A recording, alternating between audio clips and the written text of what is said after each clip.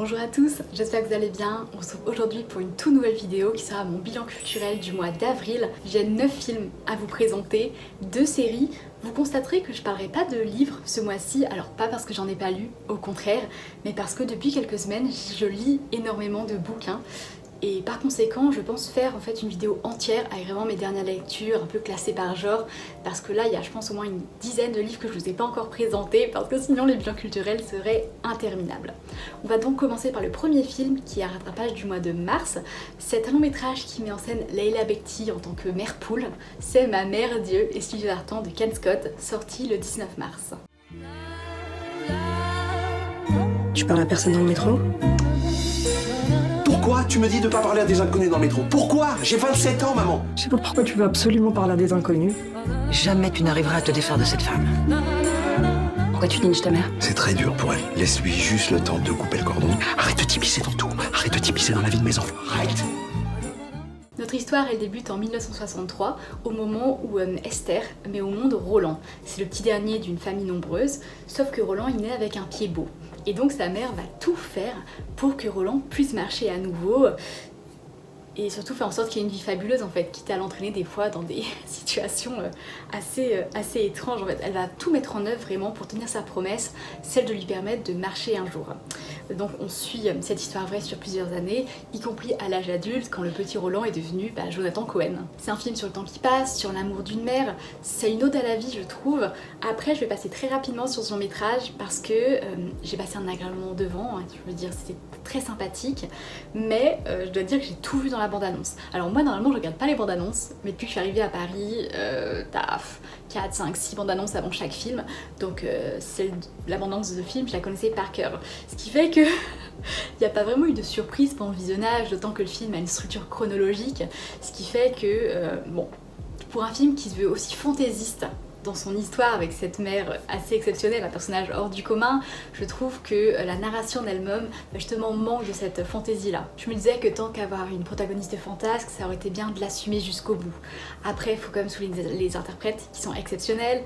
Leila Bekti, Jonathan Cohen qui vraiment là se démarque dans le registre dramatique et on y croit vraiment parce que Jonathan Cohen, tu le regardes, tu penses à Marc du Flambeau, tu penses à Sentinelle dans le film Amazon Prime. Là, il est dans le dramatique et moi j'y crois vraiment. On va parler d'un autre film qui est sorti au mois de mars, le 26 mars plus exactement. C'est un film historique qui prend place dans le Japon féodal. On est face à des samouraïs qui tentent de rétablir leur honneur. Ça s'appelle Le Joueur de Go et c'est réalisé par Kazuya Shiraishi. 大晦日までに50両お返しくだされば、お絹ちゃんは無傷でお返しします。お目を注ぐことができるのですね。私は今日まで清廉潔白であろうと心がけて生きている。だがそれは正しかったのであろうか。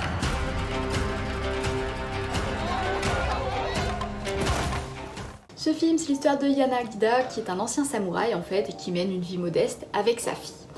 Leurs journées, elles sont dédiées à jouer au jeu de Go, qui en fait est un jeu traditionnel japonais, avec une dignité qui force le respect. Sauf que voilà, l'honneur de notre protagoniste est bafoué par des accusations calomnieuses, et donc il va partir très simplement pour justement tenter de rétablir son honneur. Le point le plus intéressant du film en fait, c'est aussi à mes yeux son principal défaut, c'est que le film entend montrer le Japon d'une autre époque. Et c'est assez passionnant, je veux dire, plonger comme ça dans le Japon d'autrefois, où l'honneur prime sur tout le reste. L'ennui, c'est que d'un point de vue historique, d'un point de vue culturel, c'est un pur bonheur, mais justement, au regard d'aujourd'hui, ça peut parfois sembler un peu excessif. Je vous disais que la question de l'honneur est vraiment centrale dans le récit. C'est palpable dans les réactions des personnages, c'est palpable dans leurs décisions, et c'est vrai qu'il y a des moments, on se dit mais c'est pas possible quoi, qu'ils réagissent avec autant d'excès. Il y a une scène sur un bol, très basiquement, un bol, qui s'avère être un faux, et là c'est la panique, parce que ça risque de déshonorer la famille sur des générations. C'est juste un exemple, mais je dois dire que ça riait pas mal dans la salle, parce qu'il y a vraiment des moments où tout semblait exagéré. Après, moi j'ai trouvé une certaine longueur dans le film. Alors, la première heure, c'est une heure d'exposition en fait, où on se demande où ça va, à la longue, réellement, parce que les enjeux... L'enjeu réel, les accusations n'arrivent qu'au bout d'une heure. Or, je vous l'ai dit, c'est central. Moi là, j'ai fait que vous lire le synopsis, et c'est vraiment c'est le tournant en fait, c'est l'élément perturbateur du récit, et ça arrive au bout d'une heure. Donc c'est vrai qu'il y a un petit moment où on se dit, mais mince, où ça va? C'est vrai qu'on a une vingtaine de minutes pour poser l'enjeu. Après, heureusement, à la deuxième heure, les choses s'accélèrent et elle est notamment marquée par des combats au sabre, ce qui redonne plutôt une certaine dynamique au récit. Je tiens aussi à souligner la photographie qui est travaillée, qui filme par exemple le personnage derrière un rideau ou derrière des objets, voilà, c'est très soigné de ce point de vue-là. Et il y a des travelling aussi qui se prêtent assez bien à ces scènes de jeu où, en fait, quand le joueur joue au Go, il n'est pas juste question de rassembler deux adversaires derrière une table, mais c'est vraiment un grand moment en fait qui rassemble absolument tout le monde.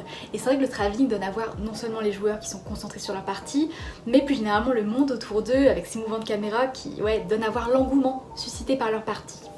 Dans cette même idée de plastique, il faut quand même souligner la reconstitution qui est impressionnante. Alors, c'est plutôt modeste dans la géographie parce que c'est très cantonné à un même lieu. Par contre, le peu qu'on voit, donc autrement dit beaucoup de maisons traditionnelles, c'est très réussi. Tout comme les costumes et surtout les coupes de cheveux, mine de rien, qui moi m'ont pas mal perturbée pendant la première heure du film parce que c'est très atypique, c'est ce qu'on a tendance à voir dans les animés par exemple.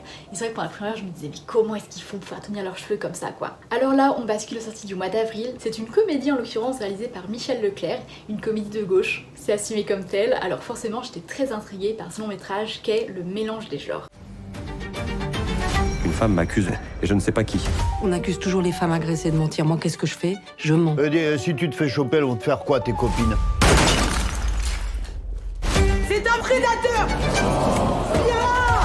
Le mari de la célèbre comédienne Charlotte Landowski a de graves accusations portées contre lui. Il faut dire la vérité, on n'a pas le choix. Je vous préviens, il se passera rien entre nous. Non, bien sûr que je passerai rien. Il se passe jamais rien avec moi. C'est même ma première qualité.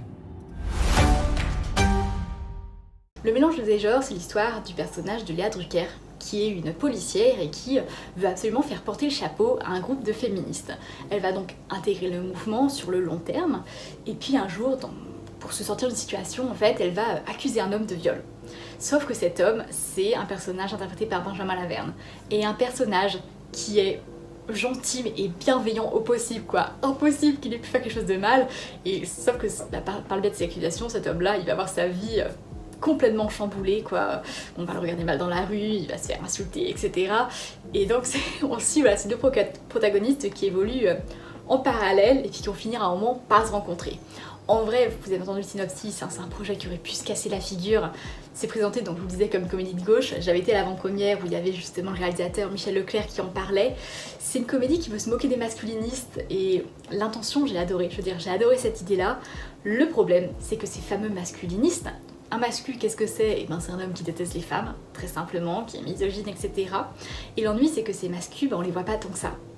Mais ça m'embête parce qu'en fait, officiellement ce sont les grands méchants, mais en fait ils sont rarement tournés au ridicule, et presque pas au fait. Et c'est regrettable parce que pour un film qui se veut engagé, en fait je réalise que les personnes dont on rit principalement, ce sont les féministes, et pas les masculins que le film est censé critiquer.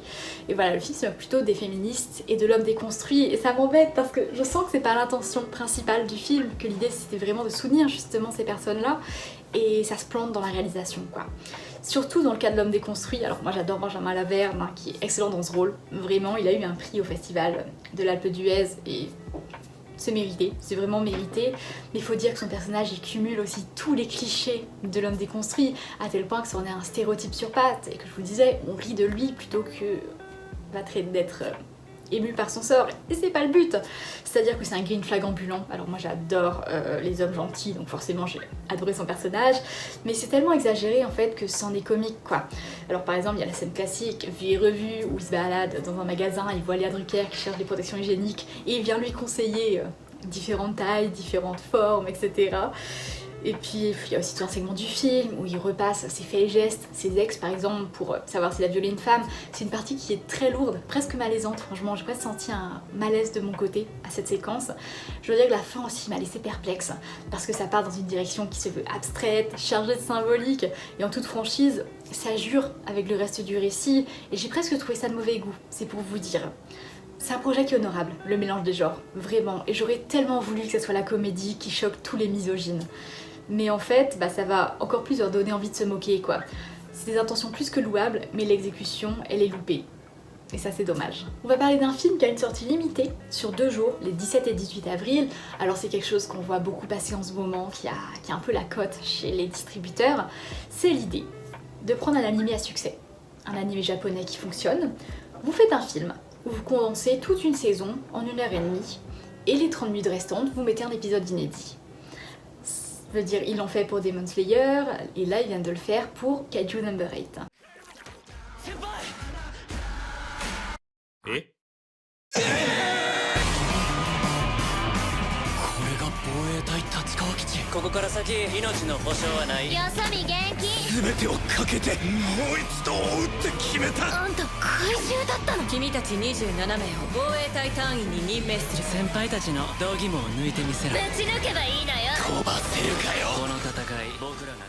Alors, Kaiju Number 8, ça prend place donc dans le Japon contemporain. En fait, le monde est infesté de kaiju. Les kaiju sont de grandes créatures qui s'en prennent un peu comme Godzilla, vous voyez, qui arrivent, qui sont lourdes, qui marchent partout et qui écrasent tout le monde. Notre protagoniste, c'est Kafka Ibino, qui lui a comme rôle de nettoyer en fait. C'est-à-dire que quand des kaiju attaquent la ville, on a les forces de défense qui viennent tuer les kaiju, mais voilà, derrière elles, elles laissent des immenses cadavres quoi, qui jonchent comme ça les rues sur des immeubles écroulés. Et dans le métier de Kafka, c'est nettoyer tout ça.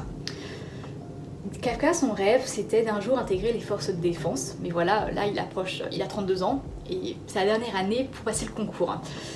Concours qu'il a échoué pendant toutes ces années. Cette année il le tente, il le réussit, et donc il intègre les forces spéciales. Avec un petit secret, c'est que depuis peu, il est devenu un kaiju lui-même. Et donc il va devoir concilier ces deux identités, ce pouvoir de kaiju qui à la fois lui donne une force surhumaine, mais qui peut pas trop utiliser parce qu'aux yeux du monde, il est juste Kafka, ce gars un peu lourdeau qui sait pas courir. Je vous le disais, la tendance du moment c'est donc de condenser un animé en 1h30 et vous rajouter un épisode bonus pour faire venir des gens en salle.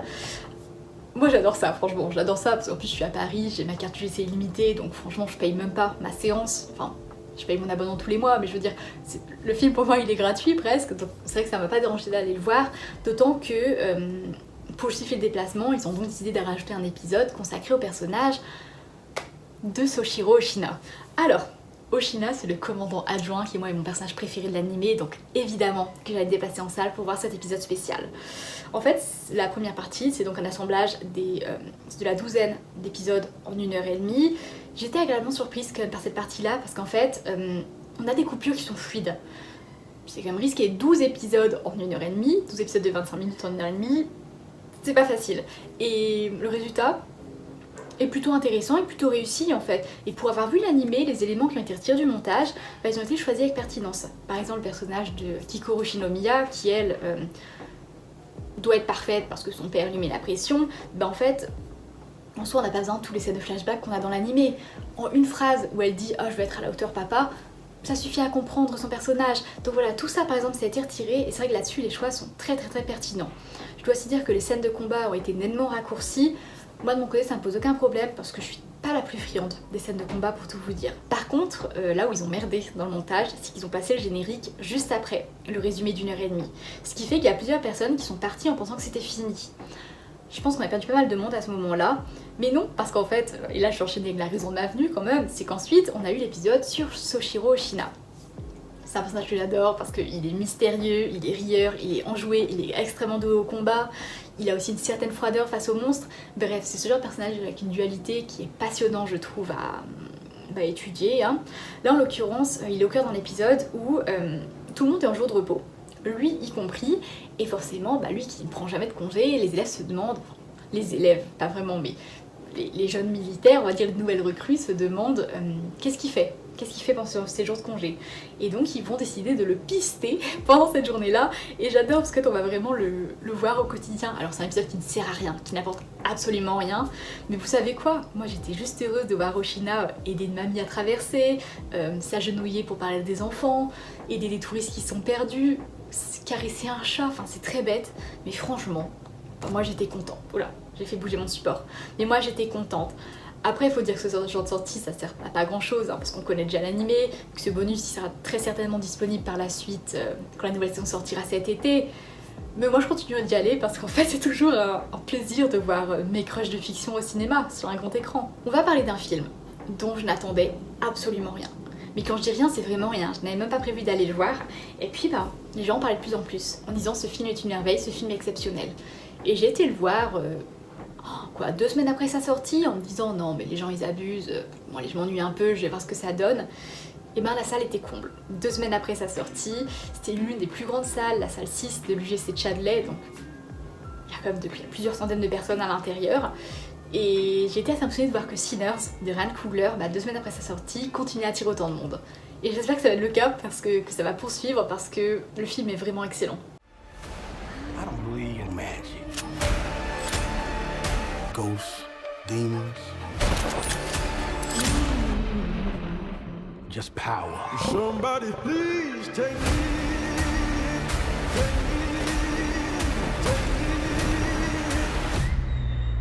We gonna kill every last one of you.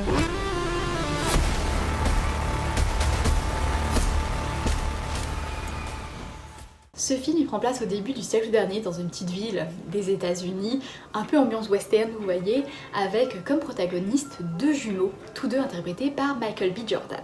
Ce sont 2 frères qui ont un lourd passé, on va dire, qui font peur aux autres parce qu'ils ont un certain pouvoir, parce qu'ils sont doués avec les armes, etc. Et là ils retournent dans leur petit village avec une intention assez ferme qui est d'ouvrir un club. Un club où justement leurs amis, leurs proches, le village tout entier pourra venir danser et s'oublier pendant le temps d'une soirée avec la musique. La fameuse soirée a lieu. D'ailleurs vous voyez sur l'affiche, c'est marqué une nuit pour survivre, donc le film prend place pendant cette nuit-là.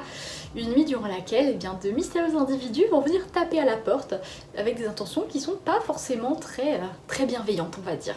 J'essaie de limiter au max les explications sur le film parce que celui-ci... je pense que vous gagnerez vraiment à vous renseigner le moins possible dessus. Bon, je vous le disais, moi j'avais 0 attente parce que l'affiche elle est affreuse, je suis désolée, elle est vraiment laide, que la bande-annonce est floue, qu'on comprenait pas forcément ce dont le film s'agissait. Et puis, très simplement parce qu'en fait, le film semblait regrouper plein de genres différents, quoi. Et justement, c'est peut-être ça aussi qui est sa plus grande réussite, c'est qu'on a c'est à la fois une critique sociale, c'est à la fois un film d'action, c'est à la fois un film d'épouvante, c'est à la fois un western, c'est aussi un film musical. Bref, tout ça fait Sinners, et si le film fonctionne aussi bien quand même, c'est grâce à sa narration, parce que ça fonctionne sur le principe d'une boucle. C'est-à-dire que la scène de fin correspond... Enfin, vous avez compris le principe, la scène de fin correspond à la scène du début, et donc la scène de début correspond à la scène de fin. Au départ, j'ai eu un peu peur, parce que je me suis dit, mince, ça c'est vraiment pour procédé classique, pour te donner envie de rester jusqu'au bout. Et en fait, c'est justifié parce que cette fameuse nuit dont je vous parle, elle arrive au bout d'une quarantaine de minutes. Et donc, avant que la nuit, qui est quand même le moment central, cette nuit où vont apparaître les premiers éléments fantastiques, et on a 40 minutes de récit, 40 minutes d'exposition. Et donc heureusement que le film s'ouvre, j'ai envie de vous dire, sur cette scène un peu apocalyptique, parce que justement, ça fait dire aux gens, ok, là pour l'instant tout va bien, la soirée va encore commencer, mais qu'est-ce qui va se passer à l'issue de celle-ci, quoi. Donc ouais, ces 40 minutes d'exposition, elles sont nécessaires à mes yeux, parce qu'en fait, ça contribue à s'attacher au protagoniste, et c'est encore plus douloureux quand il va se passer quelque chose, on va dire, lors de cette nuit-là.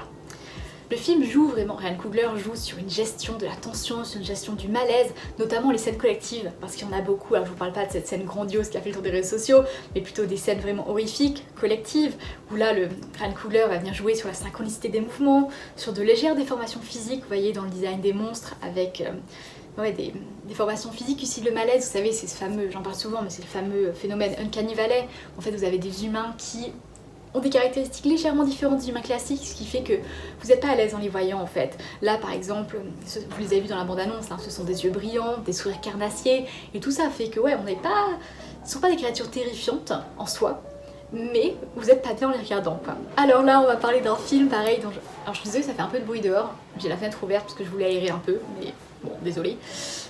Là c'est un film de Murad Winter en l'occurrence, qui est sorti le 23 avril, qui est une romance, une comédie romantique mais très moderne, et j'ai ri parce que l'autre jour j'étais au Grand Action, là j'étais plutôt dans une séance avec un public assez âgé qui parlait de ce film qui s'appelle L'amour c'est surcoté, en disant ouais mais c'est le film qui est surcoté. Pourquoi? Parce que c'est une romance qui est très fraîche, très rafraîchissante, plutôt à destination des jeunes en fait, et moi je dois dire que ce film aussi ça a été un coup de cœur. Vous pensez que je suis amoureux? Mais vous savez, c'est pas une insulte d'être amoureux. Je te jure, je me sens bizarre de ouf. Profites-en, frère.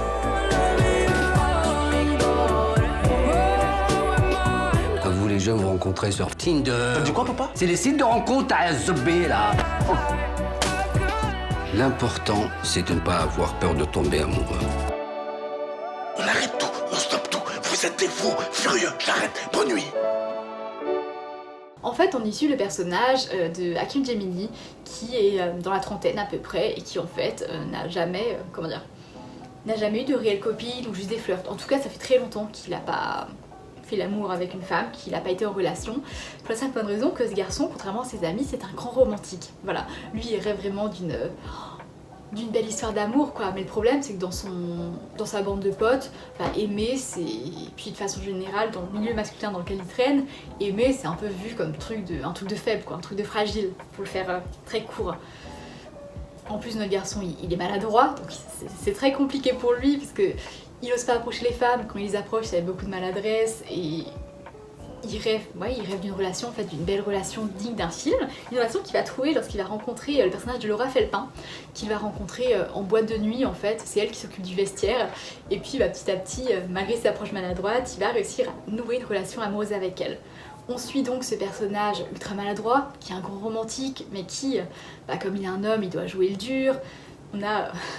On voit ses premiers pas absolument adorables dans cette relation sans trop savoir comment s'y prendre. Et en parallèle, il y a quand même quelque chose qui est essentiel que j'ai pas mentionné dans le synopsis, c'est qu'il fait le deuil d'un ami.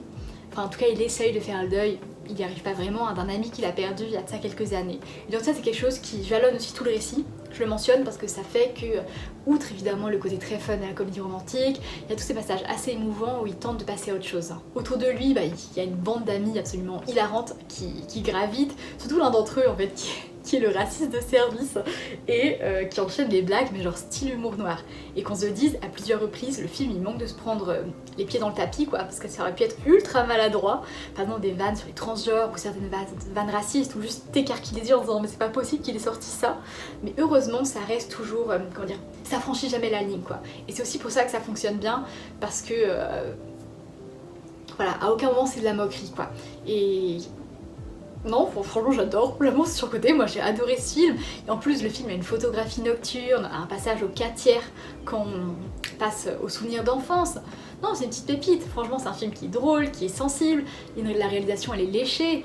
À mes yeux, pour l'instant, c'est vraiment la comédie romantique de l'année. Et ça tombe bien parce que la comédie romantique dont on va parler là tout de suite, elle, ça a été une grosse déception, vraiment. C'est dommage parce que le concept, ça m'intéressait vraiment. C'est-à-dire que c'est l'histoire de Quentin Dolmer et Julia Piaton, qui sont des personnes à mobilité réduite et qui, là, s'embarquent dans un road trip. Je veux dire, le scénario était ultra alléchant quoi. Et le problème, c'est qu'Une pointe d'amour de Maël Piriou, sorti le 30 avril, est un long métrage assez décevant. Est-ce que tu crois que ce serait possible qu'on n'arrive pas à destination? Ah, c'est une romance. Ouais. Moi j'ai besoin qu'on m'embrasse, qu'on me prenne dans les bras, qu'on me touche. Tu te rends compte qu'on m'a jamais caressé les seins? Ok, c'est bon. Merci. En fait, tu vois, Benjamin, c'est une sorte de définition du gâchis. Il est beau, il est intelligent, et il est resté dans son trou. Ce film s'y sert de Mélanie, donc Julia Piaton, qui est avocate, atteinte d'une maladie incurable, et qui a décidé qu'il était temps de profiter de la vie. En fait, du fait de sa condition en fauteuil roulant, personne ne l'a jamais touchée, personne n'a jamais fait l'amour avec elle, elle est encore vierge à son âge, et donc elle sait qu'elle peut mourir à tout moment, et donc elle entraîne son ami Quentin, qui lui, depuis qu'il a eu un accident qui l'a rendu tétraplégique, n'a plus goût à la vie, ne sort plus de chez lui. Elle embarque dans une aventure pour partir en Espagne, afin de se rendre dans un bordel dédié aux personnes PMR en fait, avec c'est des prostituées je pense, oui, c'est des prostituées qui sont vraiment spécialisées dans les personnes à mobilité réduite. Donc ils prennent place à bord d'un van délabré qui est conduit par Lucas, le personnage de Grégory Gadebois, un chauffeur bourru sorti de prison la veille. Et donc on va suivre leur péripéties pendant 1h30. C'est vraiment pas bien parce que c'est pas drôle, c'est mal joué, ça effleure la thématique principale. Je vais commencer quand même par le grand point positif du film à mes yeux, qui est Quentin Dolmer, qui joue très bien en fait ce personnage au cœur meurtri, au corps meurtri aussi. Je veux dire, quand il a eu son accident, il a tout perdu. Il a non seulement perdu l'usage de ses membres, l'usage de ses jambes, de ses bras, mais sa vie en fait, tout simplement. Parce que je vous le disais, il sort plus ce garçon. Et on voit dans ses yeux l'humiliation, la lassitude vraiment, quand on doit le porter, quand on doit lui faire sa toilette. Hormis ça, je dois dire, c'est comme laborieux pour tous les autres, parce que... Sans doute, c'est dû au fait que ce film, c'est l'adaptation d'un ouvrage. Et dans la réécriture du livre pour l'adapter sur le grand écran, ça a été fait de façon très littéraire en fait. Le texte qui est joué par les acteurs demeure très littéraire. Et ça m'embête parce que ça ne sonne pas naturel dans leur bouche, ça sonne trop écrit et par conséquent ça se ressent dans leur ton, lorsqu'ils prononcent des dialogues. Franchement, moi c'est suffisant de me faire sortir du film, quoi. J'ai du mal à rentrer dans un film quand les personnages semblent autant lire un script en quelque sorte. Puis j'ai du mal avec ces personnages en fait en général qui sont trop en surface. Alors ils évoluent, oui, mais de façon presque brutale. Dans le sens où leur évolution elle n'est pas amenée de façon douce, elle n'est pas amenée de façon progressive. Ça se fait très précipitamment, j'ai envie de vous dire. Non, puis la thématique du... je suis vraiment déçue en fait. La thématique du handicap, elle se résume au sexe pour le personnage de Julia Piaton. J'ai détesté le personnage de Grégory Gadebois aussi, qui est un espèce de philosophe bourru, mais en vrai il mâche ses phrases, donc on comprend en moitié ce qu'il dit. Non, Puis j'ai pas trouvé ça drôle en fait. Presque personne ne riait dans la salle, ce qui est très embêtant pour une comédie romantique quand même. On va parler d'un film qui est lui une agréable surprise, c'est le nouveau Marvel. Alors oui, ça fait très longtemps que je ne vous ai pas parlé positivement dans Marvel. Moi c'est un univers que j'adore, que je suis depuis que je suis au collège. Mon premier crush du MCU c'était Bucky Barnes. Donc forcément vous me dites qu'il y a un film qui rassemble des anti-héros, donc des personnages qui flirtent entre le bien et le mal, et parmi eux il y a Bucky Barnes, bah évidemment que moi je fonce en salle pour découvrir Thunderbolts de Jack Schreier. We are the Thunderbolts! Can't call ourselves that. God, thank you. This has makings of team that can rise to glory. Bring light from the darkness.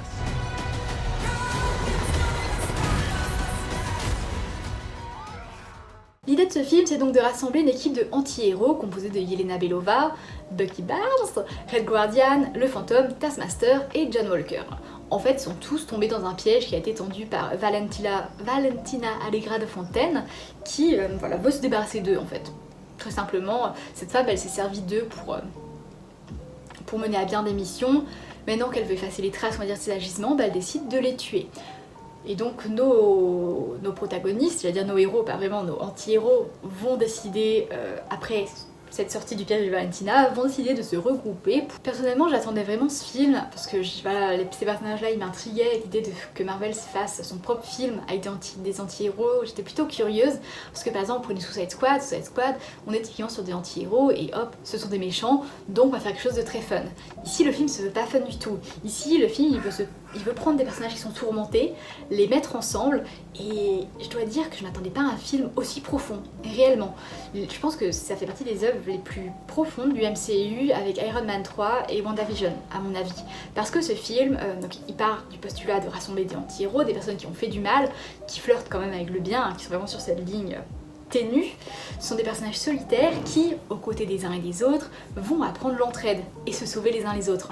En fait, le grand ennemi du film, il y en a un, il y a un ennemi palpable, un ennemi qu'il faut affronter, mais le véritable méchant du film, c'est le mal-être, c'est la dépression.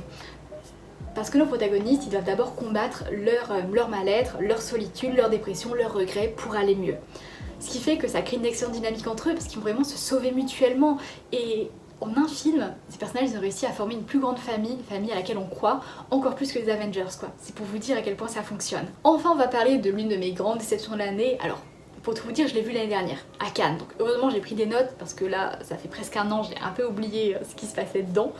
C'est un long métrage d'un réalisateur que j'adore, qui est David Cronenberg. J'attendais ce film et je peux vous dire que je suis tombée très très bas en fait, lorsque j'ai découvert Les Linceuls, qui est sorti chez nous le 30 avril. What happened? I'm seeing something in that grave. It's like a tracking device. Desecration wasn't just random. The doctors. She was a guinea pig for them. A lab rat. It's obvious they were tracking you through her. Les Linceuls, c'est l'histoire de Karch, interprété par Vincent Cassel, qui a 50 ans et qui ne s'est jamais réellement remis du décès de sa femme. C'est un inventeur de génie et donc il a inventé un système révolutionnaire en fait pour la suivre jusque dans la tombe. Il a créé un linceul qui entoure donc le cadavre, qui entoure la dépouille et qui filme en direct ce qui se passe à l'intérieur de la tombe. Et donc quand les gens se rendent dans ce cimetière, parce que Karch a vendu sa technologie, il en a fait vraiment un cimetière pour tous et toutes, en tout cas pour les plus riches, on va dire ceux qui peuvent se permettre de payer ça. En fait, quand tu t'approches de la tombe, tu as un écran et tu peux voir l'état de décomposition en direct du cadavre. Et pour Karch, c'était vraiment une façon de suivre sa femme jusque dans la tombe. Sauf que voilà, une nuit, plusieurs tombes sont vandalisées, dont celle de sa femme, et Karch se met en quête des coupables avant de découvrir qu'il s'agit en fait d'une guerre froide en lien avec la technologie, etc.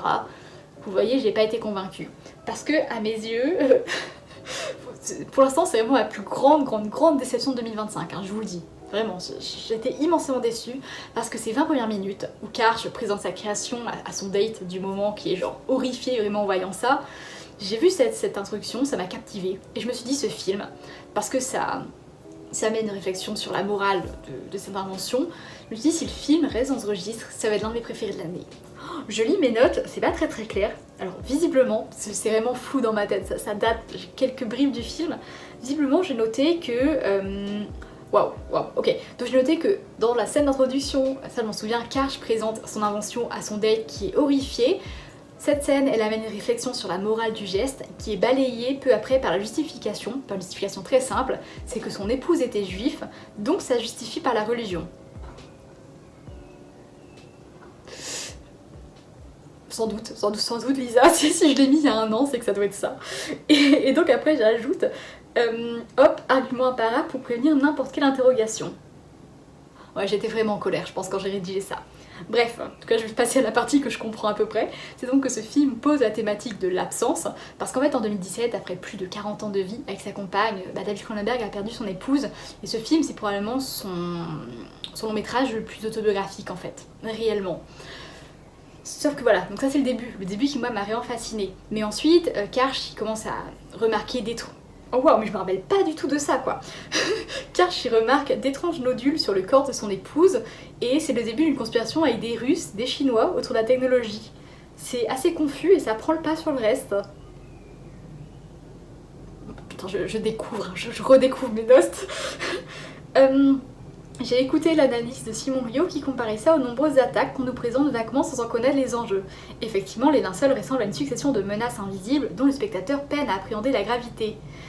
Si ça explique ce choix narratif, ça ne me le fait pas plus apprécier, d'autant que la mise en scène est clinique, froide, ce qui est dommage pour un film aussi personnel. À cela... Oh non, j'ai pas noté ça quand même. À cela s'ajoute le placement de produits forcés qui est bien trop évident. Bah voilà les mots que la Lisa d'il y a un an avait à vous dire sur les linceuls.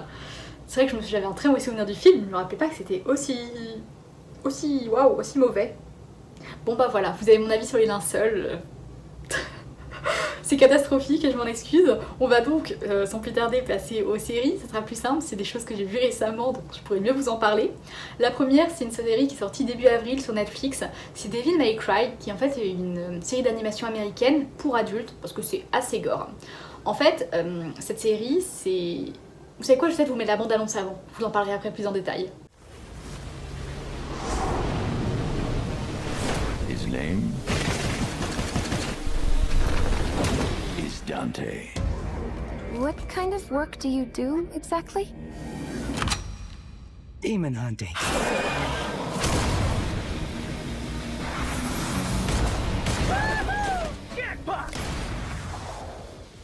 Dans cette série, on suit Dante qui est un chasseur de démons, en tout cas c'est son métier, et sa mère lui a laissé un collier. Un collier avec une pierre, c'est son collier préféré, je veux dire c'est un artefact, c'est tout ce qui lui reste de sa mère et de sa famille en général, sauf qu'un étrange lapin blanc va venir des enfers pour récupérer ce collier.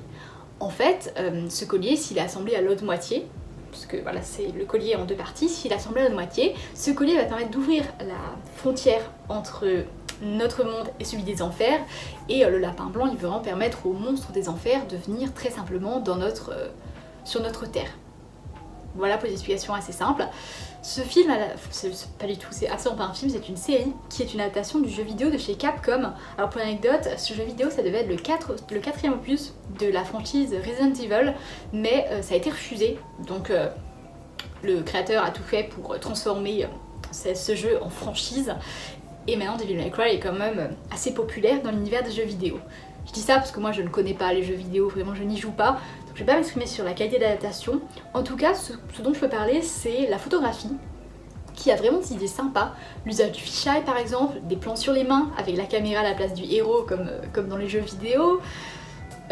Photographie, il y a quand même un petit point qui m'a un peu embêté, c'est que les monstres sont réalisés en 3D, ce qui fait que c'est très laid visuellement, ça détonne du reste et ça a un peu tendance à me faire sortir du récit. Après c'est vraiment le seul point négatif sur la photographie et je dois dire que d'un point de vue esthétique, le film se démarque vraiment avec son épisode 6, qui est en fait un épisode plus court que les autres, il fait 20 minutes au lieu d'une trentaine de minutes, et qui retrace l'enfance de deux de nos protagonistes, la militaire Mary-Ann et le fameux Lapin Blanc, qui est donc le grand méchant.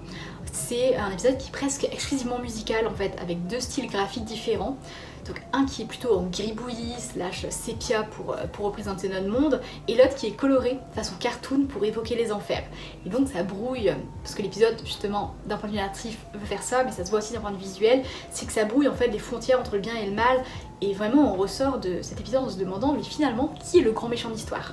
Donc voilà, c'était une agréable surprise. Après, j'ai adoré Dante, évidemment, le personnage principal, qui est un personnage charismatique, qui a confiance en lui, etc. Qui aime bien taquiner les gens, très nonchalant.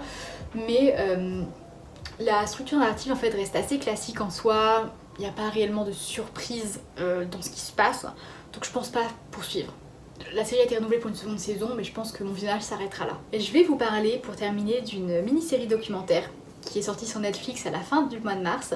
C'est une série dédiée au cas Cantat, l'affaire Bertrand Cantat, qui a tué sa compagne Marie Trintignant. C'est donc la mini-série de Rockstar tueur Le Cas Cantat, réalisée par Anne-Sophie Jeanne. Un fait divers de cette ampleur, entre deux superstars, c'est du jamais vu en France.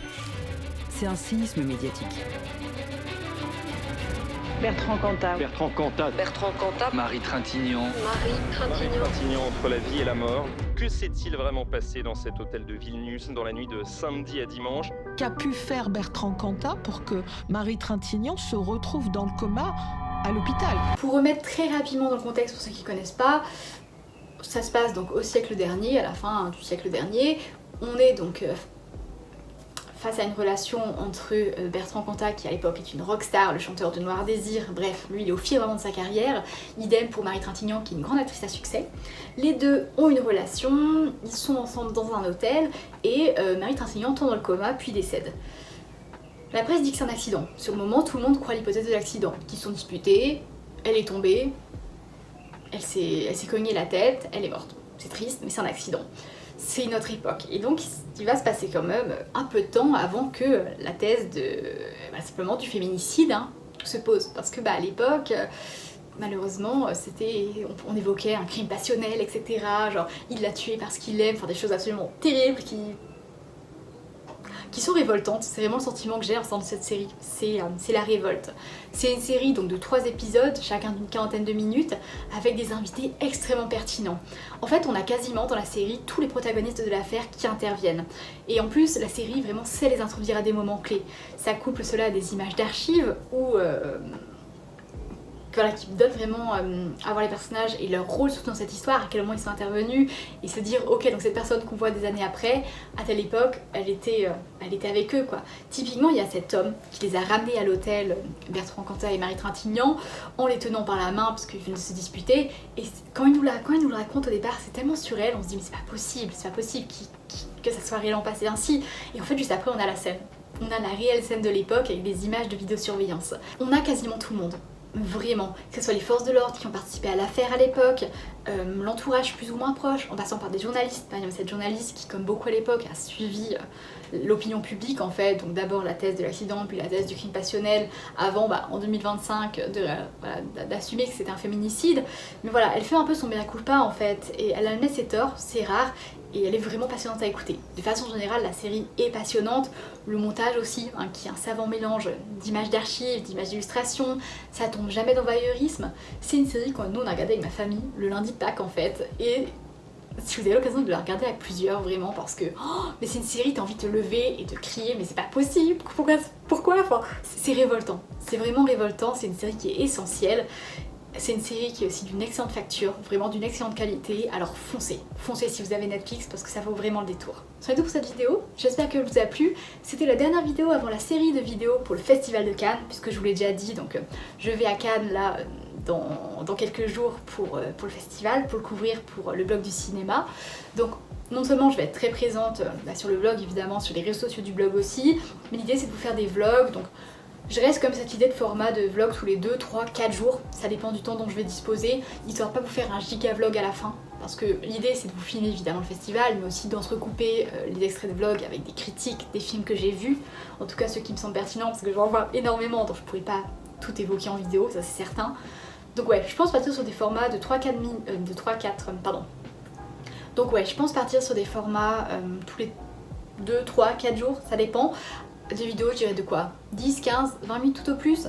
Encore une fois, la durée à déterminer, ça va être un peu à géométrie variable, je pense. Mais j'ai très hâte qu'on vive ça tous ensemble. Et je précise aussi que ma vidéo sur mes attentes du festival est déjà sortie, si jamais ça vous intéresse. Sur ce, je vous dis à la prochaine.